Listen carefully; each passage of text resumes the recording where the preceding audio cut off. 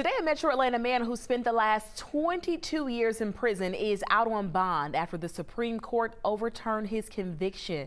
Joey Watkins was convicted of murder in Floyd County back in 2001. He was sentenced to life in prison, but has always said he was innocent. In 2000, Isaac Dawson, just 21 years old at the time, was found shot inside his wrecked truck near Rome.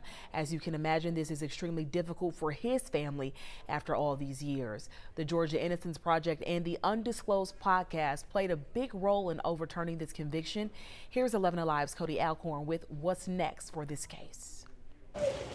A moment Joey Watkins has waited 2 decades for. It's amazing to know that for the first time in 22 years now, he was able to sleep at home in his own bed. Investigative journalist Susan Simpson picked up Watkins' case on her podcast Undisclosed. GIP, the Georgia Innocence Project, brought the case to me in 2016, and I knew right away something was not right, and there were just clear holes in what the investigators had done. On January 11th, 2000, Isaac Dawkins was found inside his wrecked truck off Highway 27 near Rome.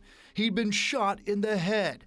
12 months later, Watkins was charged with murder, convicted, and sentenced to life in prison. One of the most depressing parts of Joey's conviction to me is the fact that he is unique and that he has affirmative evidence proving his innocence. The evidence being cell phone records. The evidence of where he was using his cell phone at the time the crime happened, it's not ambiguous. It shows that he was another mountain range away, and he could not have physically gotten to the place where the killer intercepted Isaac Dawkins, the victim. It's this evidence that ultimately led to Watkins' conviction being overturned. The juror had actually done a drive test where during the deliberations, she had gone out and driven the route that she thought might be more or less the route that the prosecution said that Joey Watkins took to do the murder. But of course, the route she followed was not actually the correct route.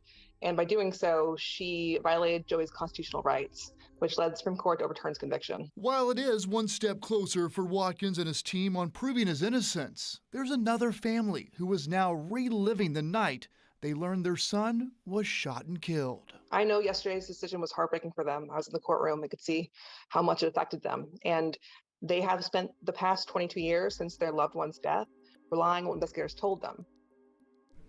Joey Watkins will go on trial once again. Though he's out on bond and his first conviction is overturned, he is still charged with murder. There was a second person charged along with Watkins in 2001. That person was acquitted. We reached out to the Floyd County District Attorney's Office and they didn't have any comment. The Georgia Innocence Project did send us a statement saying, quote, "We're grateful that Judge Johnson granted Joey a bond so that he can be home with his family, and we look forward to the opportunity to prove his innocence." We've covered this story extensively now for years. You can read the full case history over on 11alive.com.